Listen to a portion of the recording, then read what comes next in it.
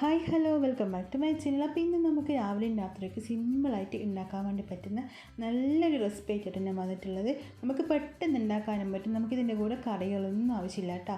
നല്ല ടേസ്റ്റി ആയിട്ടുള്ള നല്ലൊരു റെസിപ്പിയാണ്. അപ്പോൾ എല്ലാവരും ട്രൈ ചെയ്ത് നോക്കാം. നമുക്ക് പിന്നോട്ട് പോവാം.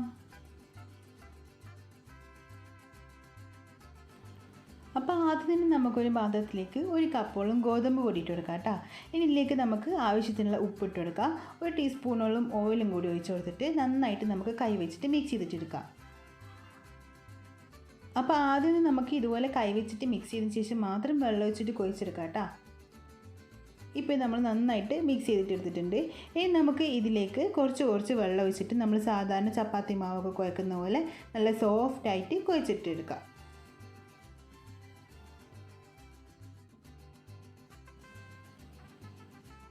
ഇപ്പോൾ നമ്മൾ നന്നായിട്ട് കുഴച്ചെടുത്തിട്ടുണ്ട് കേട്ടോ. ഇനി നമുക്കിതൊരു സൈഡിലേക്ക് മാറ്റി വെക്കാം. ഇനി നമുക്ക് ഒരു മുട്ട നന്നായിട്ടൊന്ന് ഗ്രേറ്റ് ചെയ്തിട്ടെടുക്കാം കേട്ടോ. ഇനി നമുക്ക് ഇതിലേക്ക് ഒരു മീഡിയം വലുപ്പത്തിലുള്ള സവാള ഇതുപോലെ ചെറുതായിട്ട് കട്ട് ചെയ്തിട്ട് ഇതിലേക്ക് ഇട്ട് കൊടുക്കാം കേട്ടോ. കുറച്ച് മല്ലിയില ഇട്ട് കൊടുക്കാം. ഇതിൻ്റെ കൂടെ തന്നെ നമുക്ക് കുറച്ച് കസ്തൂരി മേത്തി നിങ്ങളുടെ കയ്യിലുണ്ടെങ്കിൽ മാത്രം ഇട്ട് കൊടുത്താൽ മതി, അല്ലെങ്കിൽ കുറച്ച് ഗരം മസാല ഇട്ട് കൊടുത്താൽ മതി കേട്ടോ. ഇതിലേക്ക് കുറച്ച് ഉപ്പും ഒരു ടീസ്പൂണോളം മുളക് പൊടിയും കൂടി ഇട്ട് കൊടുത്തിട്ട് നന്നായിട്ടൊന്ന് മിക്സ് ചെയ്തിട്ടെടുക്കാം. ഇപ്പം നമ്മൾ എല്ലാം കൂടി നന്നായിട്ട് മിക്സ് ചെയ്ത് വെച്ചിട്ടുണ്ട്. ഇനി നമ്മൾ നേരത്തെ കുഴച്ച് വെച്ചിട്ടുള്ള മാവൊന്ന് കുറച്ചെടുത്തിട്ട് ഇതുപോലെ ഒന്ന് പരത്തിയെടുക്കാം കേട്ടോ. നമ്മൾ സാധാ ചപ്പാത്തിയുടെ ഒക്കെ ഒരു മോഡലിൽ പരത്തിയിട്ടെടുക്കാം. ഇപ്പോൾ ഇത് നമ്മൾ ഒന്ന് പരത്തിയെടുത്തിട്ടുണ്ട്. ഇനി ഇതുപോലെ തന്നെ നമുക്ക് ഒന്നുകൂടി ഒന്ന് പരത്തിയിട്ടെടുക്കാം.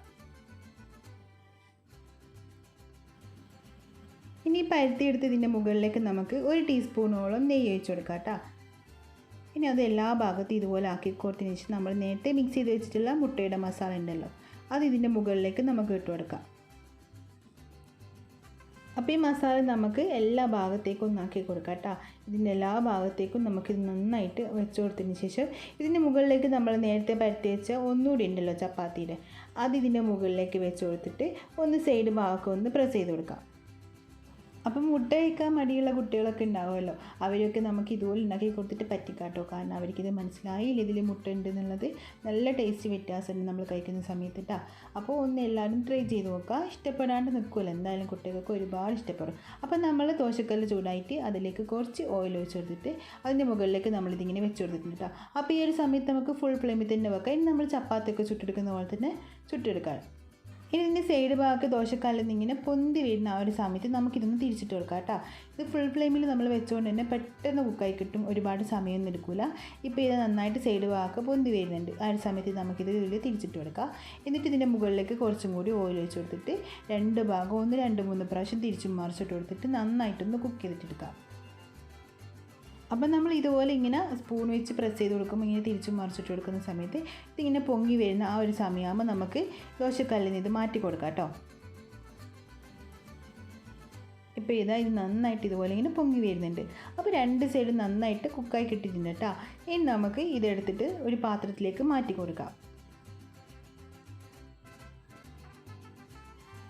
അപ്പോൾ നല്ല സിമ്പിളായിട്ട് ടേസ്റ്റി ആയിട്ടുള്ള നമ്മളെ റെസിപ്പി ഇവിടെ റെഡി ആയിട്ടുണ്ട് കേട്ടോ.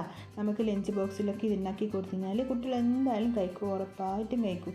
അപ്പം മുട്ടയൊക്കെ കഴിക്കാൻ മടിയുള്ള കുട്ടികളാകുമ്പോൾ ഇതുപോലെ ചെയ്ത് കൊടുത്താൽ മതി കേട്ടോ. അപ്പോൾ എൻ്റെ മോനിക്ക് മുട്ട കഴിക്കാൻ മടിയായതുകൊണ്ട് ഞാൻ ഇതുപോലെ ചെയ്ത് കൊടുക്കല്. അപ്പം പെട്ടെന്ന് മനസ്സിലാക്കിയാൽ പിന്നെ കഴിക്കില്ല എന്നുള്ള കാര്യത്തിൽ ഉറപ്പാണ്. അപ്പോൾ എല്ലാവരും ട്രൈ ചെയ്ത് നോക്കാം കേട്ടോ. ഇഷ്ടപ്പെട്ടെങ്കിൽ ലൈക്ക് ചെയ്യാൻ, സബ്സ്ക്രൈബ് ചെയ്യാൻ, ഷെയർ ചെയ്യാൻ, കമൻറ്റ് ചെയ്യാനൊന്നും മറക്കരുത്. അപ്പോൾ നമുക്ക് പിന്നെ കാണാം.